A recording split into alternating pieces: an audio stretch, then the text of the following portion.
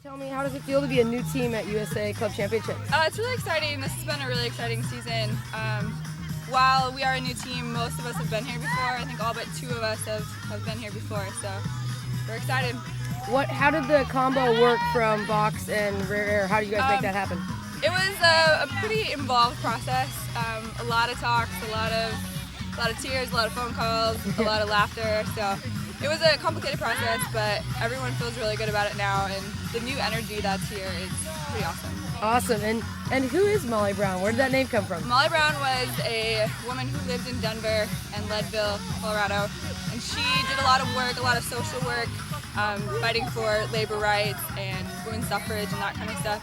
She was also on the Titanic and was one of the survivors. So no if way. you've seen Titanic, Kathy Bates plays her character. Awesome. And what are you most excited about for Club Championships? I think the whole team is just really excited to get out here and play and just see what happens. There's a lot of unknowns going into this season, so figuring out what's going to happen this year is going to be the most exciting part. Molly Brown, ranked 8th overall, battled it out with 16-seeded Revolution from St. Louis. Colorado's Molly Brown is a conglomerate of girls combined from the merging of rear air and box lunch. This is Revolution's first trip to the championship, and they are ready to prove that they are better than their seed. Molly Brown's experience proved to be too much as Jamie Anderson shows off her sick high-release backhand and finds Lindsay Cross for the win, 15-6. The tournament's number 3 overall seeded Boston's Brute Squad in white met up with Minneapolis's 11th-seeded Pop coming out of the Central Region. Both teams were scrappy, but Brute Squad was hungry to win after last year's finals loss. Mo McCamley found Kathy Dobson with her buttery pass in the end zone for the Brute Squad win, 15-6. Seattle's Riot, the number 1 overall seed of the tournament, faced off against number 9 ranked Showdown from Austin. Both teams competed at Worlds in Prague this summer. Here, rockstar Kara Crouch makes a wide-open catch to bring it within 1. But Riot's high-powered offense and stacked roster proved to be too much as Alyssa Weatherford finds Claire Suver streaking in the end zone on the way to a 15-7 victory for Riot.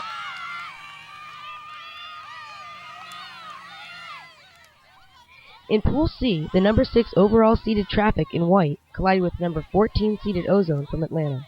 These teams have played each other many times at the club championship. Young gun India Stubbs targets Kate Wilson for a sweet catch to bring Ozone within 4. Vancouver's Traffic gritted out a huge backdoor win at Northwest Regionals against Zeitgeist to earn a trip to the big show. Traffic's athletic offense, led by fan favorite Kira Frew, finished strong and chalked up the win, 15-7.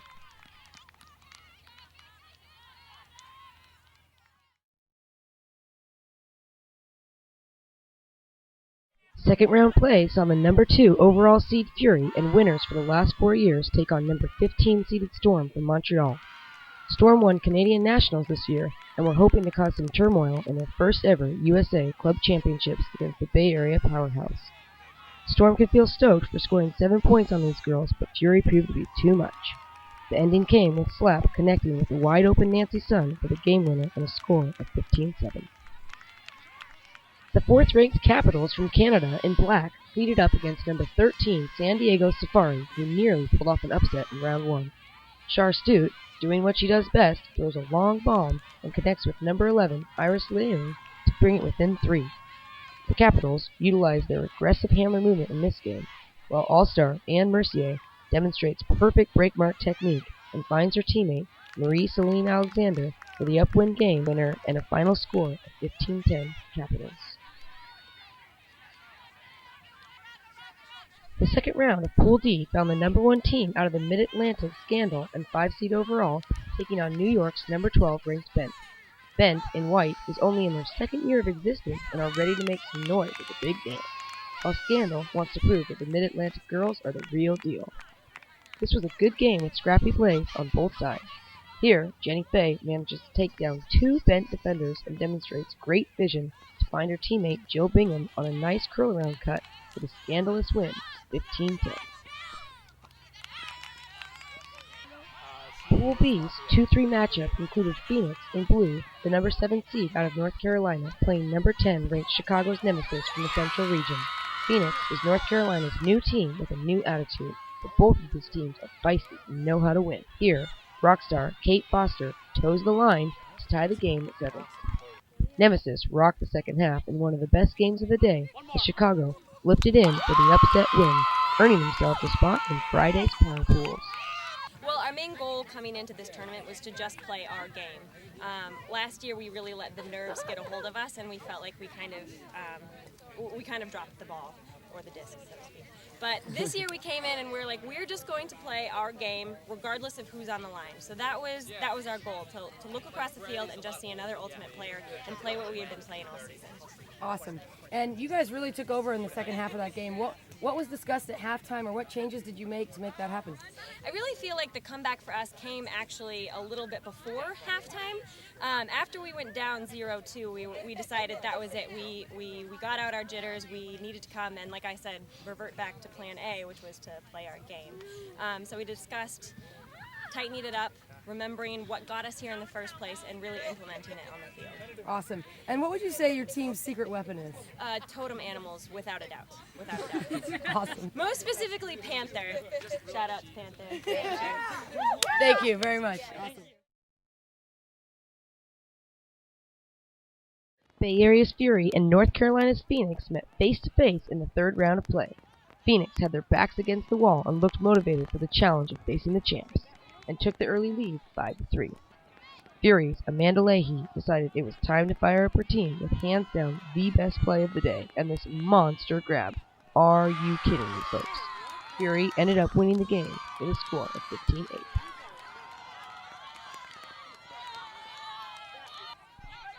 In other third round action, number 1 seeded Riot in Red lined up against Colorado's Molly Brown, ranked 8th. Molly Brown scored with a focused snag to bring it within 5 late in the game, 13-8.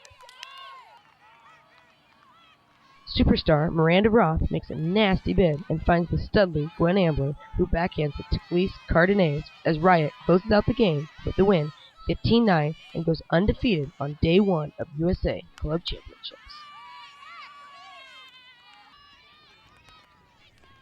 Top seed in the C pool, Boston's Brute Squad squared off against 6-seeded Traffic from Vancouver in the 1-2 matchup.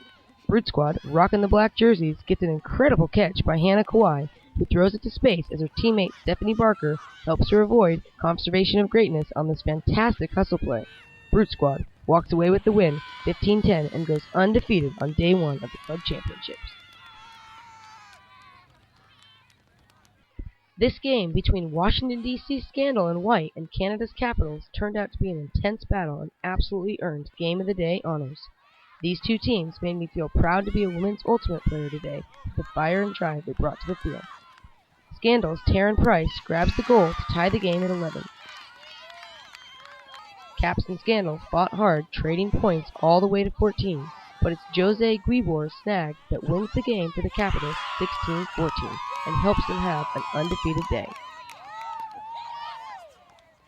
So what was it in late timeouts, and as we were getting, soft cap came on, what was your team's strategy going into those late points to get the win?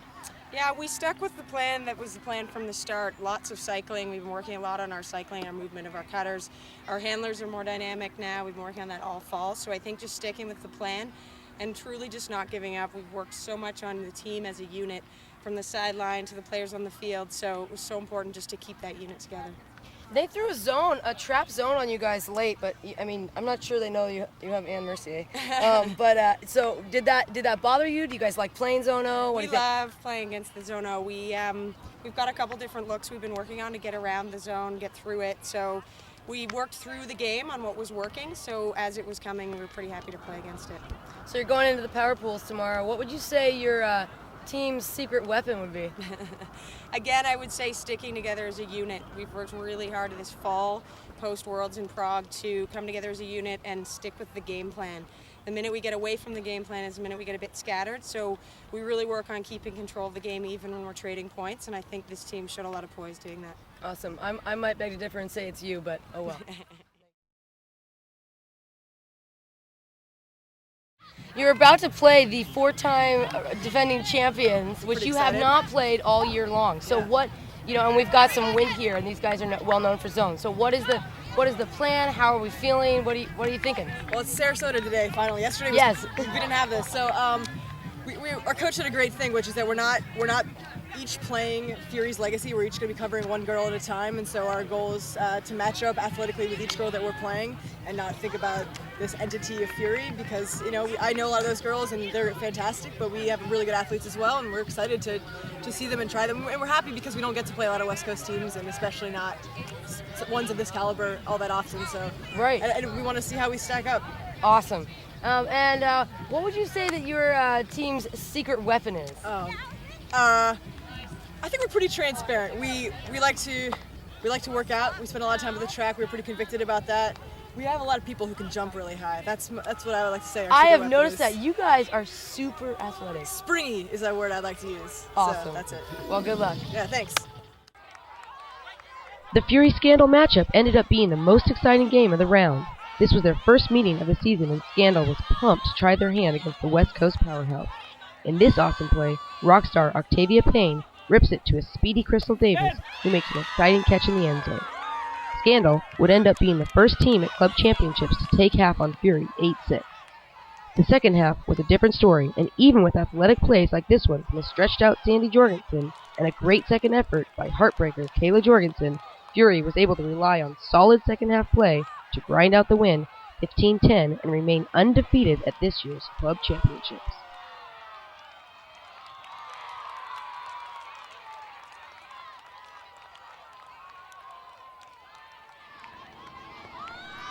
Colorado's Molly Brown collided with Boston's Brute Squad for a power pool showdown.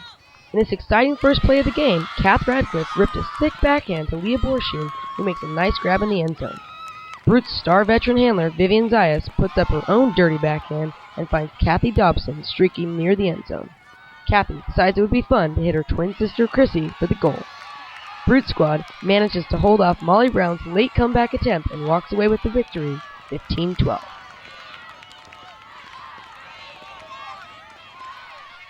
Riot and Traffic faced off in Game 1 of Friday's Power Pool. Traffic's Catherine Hui snags a great grab over a laying-out Gwen Ambler for their first point of the game. Riot's high-powered offense proved to be too much as Smalls Lawson shows off her mad hops and helps Miranda's high-release flick look good. Riot remains undefeated and grabs the easy victory 15-6. The dynamic Capitals in red locked horns with Nasty Nemesis in Friday's Power Pool. Both these teams play with grit and were fired up for the ensuing battle. It proved to be a close fight for most of the game, but in the end, Allison Walker finds her teammate Kristen Lauren to finish the game with a score of 15-10. The Capitals remain undefeated at this year's USA Club Championships.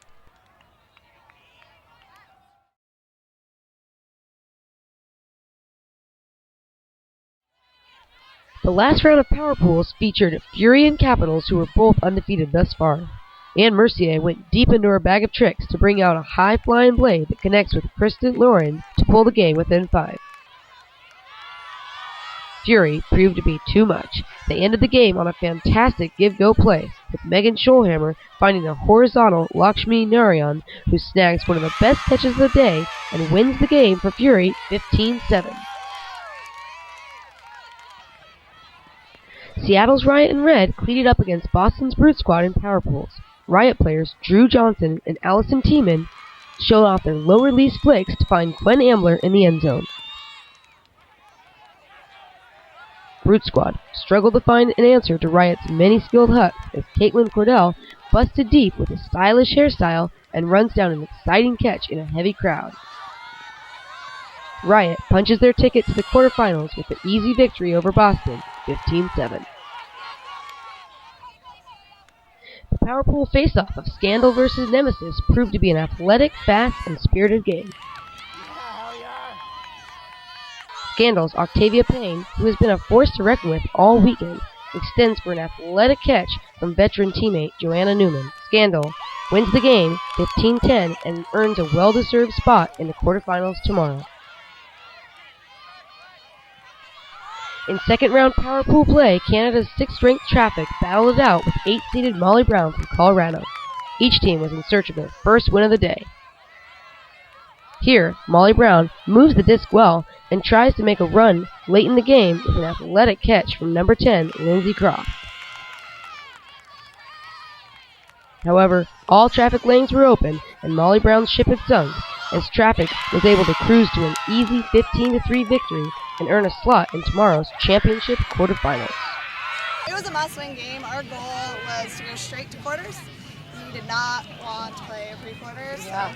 Main goal was focusing on that one game and just knowing that Molly Brown had played Brute Squad, so I think it was a Right, 15-12. 15-12 game. Right. They played all the way to cap, knowing they were tired. We just had to come out strong. Yeah, absolutely. So you're looking forward to tomorrow. Have you given your team any advice, or how are you guys feeling for tomorrow? We're feeling good. We're really excited. I think everyone's feeling really good. Glad they're not playing that pre-quarter. Yeah. I don't know. And last question, what would you say your team's secret weapon is? We've got two. We've got our Good Luck Kitty. Oh, yeah. Good Luck Kitty. Little gold kitty guy. And we've got Shank back home, and he's been giving us some awesome tips pre-game, for every game, and everyone kind of listens to what he says. So he's had some great words for us throughout the entire weekend, and he'll probably give us a great lecture going into tomorrow. Awesome. Well, way to represent the Northwest. Excellent job. Chelsea.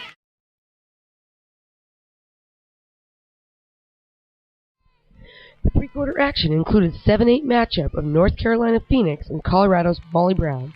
While both teams were sporting new names and jerseys, they were full of familiar faces and were brimming with championship experience.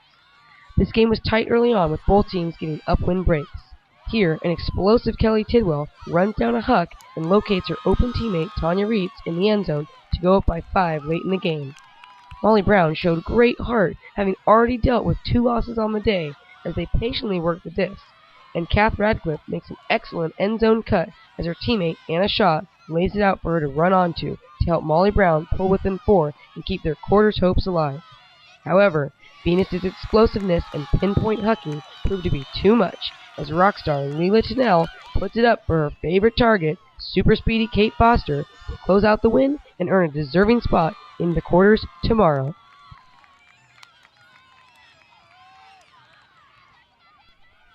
In this South vs. Central do-or-die pre-quarter matchup, number 9 ranked Texas's Showdown battled it out against 10th-seeded Nemesis from Chicago. Game changer Kara Crouch rips it to offensive stud Katie Forth to pull Showdown within 3. This was a fantastic game full of sick plays and 100% effort on both sides. Here, Aaron Percival, former Fury player, makes an excellent layout D attempt, but Whitney Miller manages to hang on to prove Showdown still had their guns out. Nemesis, who were leading 12-8, were trying to finish out the game, but Showdown's Shelby Cooney thought otherwise as she snatched the disc in traffic to pull her team within 1. Nemesis showed great poise and desire late to prove the Central region's ability to compete, as Mia Eisman puts the nail in Showdown's coffin and earns her team an opportunity to play in tomorrow's quarterfinals. Okay, so I'm here with Britt from Nemesis, who just won pre-quarters 15-12 against Showdown. How are you feeling? Tell me about the game. It was awesome. It was very high energy, and we all feel really good about it. It's like when you eat the right amount of candy. Like you just had so many gummy bears, and you're like, but it's enough, and I won't have more because I don't need it because this was perfect. And that's sort of where we're at right now, is we just have the perfect sugar high from all the pixie sticks and the Snickers and everything.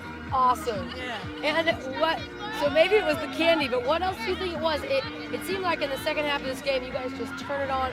It looked like you guys wanted it more. I mean, yeah. What was it? Tell me about your huddles late in the game. What was it that was making that happen? Spirit was a big part for us, just making sure that we stayed positive and remembered all the wrongs that everyone has ever done to us in our lives. And turning those around and saying, oh, this is for that person who punched a kitten. And this is for that person who drowned a puppy.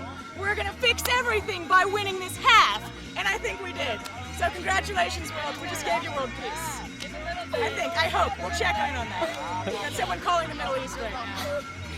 So what are you going to do to prepare for tomorrow's quarterfinals? There's been some talk of alligator wrestling since we're in Florida, so we'll bring out a lot of the monster in us for tomorrow, because I know we have a hard game to start off since it's quarters, and hopefully we'll wrangle a couple of big beasts tonight, and then we'll come out tomorrow fired up. So Britt from Nemesis having the best interview of the entire weekend. Well Yeah! This morning's quarterfinal included the number 4 Capitals facing off against their national rivals 6-seeded Traffic. Catherine Hui puts it to space for Michelle Nang, who makes a great catch in the end zone. The team that wins this game will be the best team in Canada, eh? Well, it turns out, for now, it's Capitals as they win the game 15-7 and advance to the semifinals. Other quarters action included number 2 Fury versus 7th-ranked Phoenix. Kate Foster lays it up for a hustling Kelly Tidwell to snag an early 1-point lead.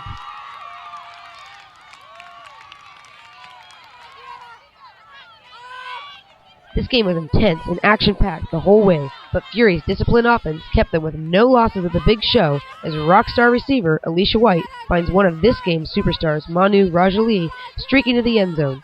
Fury wins the game 15-9 and is now headed to very familiar territory, the semifinals. Seattle's Riot matched up with Chicago's Nemesis in other quarterfinal action. After a nice effort by Riot, Chicago's number 2, Lizzie Scheel, demonstrates a picture-perfect OI to find athletic Kelly Johnson for the goal to tie the game. Riot displays exactly how to swing the disc to the break side as Serge Griffith puts up a nice backhand to connect with Emily Bacher in the end zone.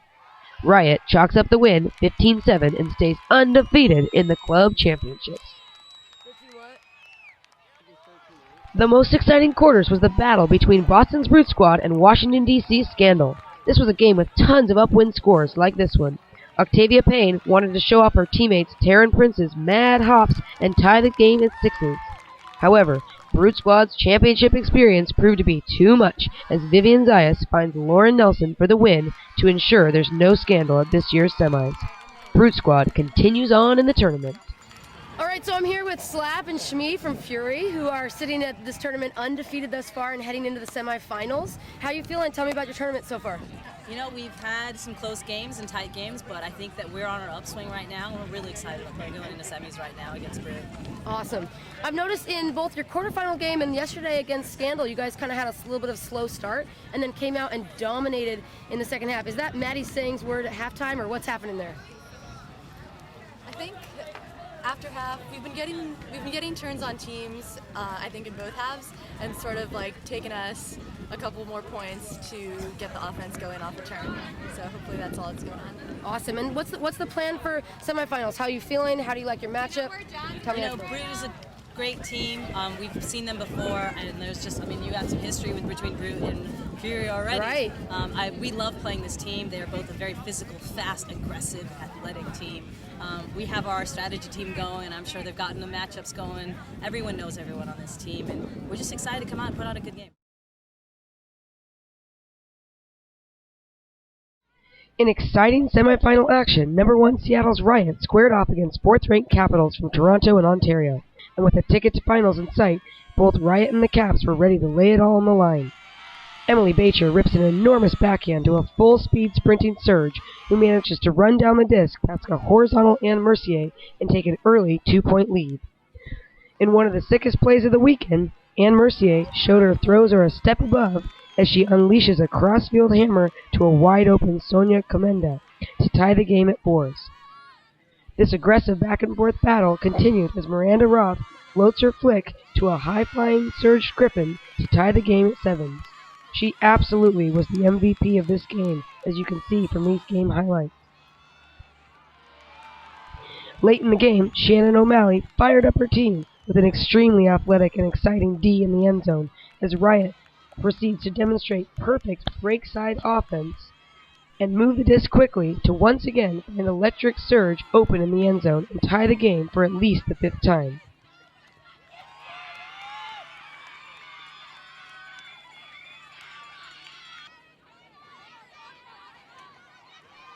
Capitals utilize their patient end zone O by relying on the awesome handler skills of Hoodie Lovett, who makes a focused catch and puts it up for Kirsten Lauren to score a key point and allow the Caps to pull within 1 point of the victory.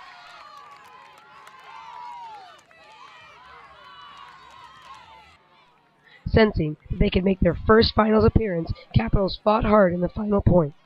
They were able to swing and break the disc well as they managed to punch in the goal on this connection between rockstar Anne Mercier and Caitlin Lovett. The Capitals pull off an impressive upset of the number 1 seed Riot and win 15-13 in what I would absolutely call the best game of the weekend so far. The Caps are smiling because for the first time they are playing on Sunday. In other semifinal action, it was time for a rematch of last year's finals matchup between number 2 seeded Fury and third-ranked Brute Squad. Carrie DeLu shows off her experienced hucks as she hits Shmi Narayan in stride to chalk up an early 3-2 lead for Fury. This game demonstrated a high level of women's ultimate by both teams with smooth offensive flow as well as an impressive D. Here, Dom Fontanet fires up the crowd and her team with an unbelievably skilled catch. Wow. Brute manages to maintain patience near the goal line, and after both a pick with an ensuing discussion and a vetty timeout were called, Brute Squad finds their star receiver, Kathy Dobson, in the end zone to keep the fight alive and pull within 4 points.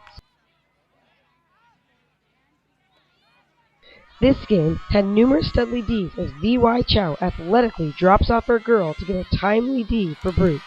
There were numerous excellent plays in this game, but the two standout players of this game were Shmi Narayan and Dom Fontanet. Late in the game, Fury punishes Brute Squad's D by moving the disc quickly while maintaining patience. Alex Snyder and Georgia Bosher execute a perfect end zone give-go to bring the score within 1 point of the victory, 14-9.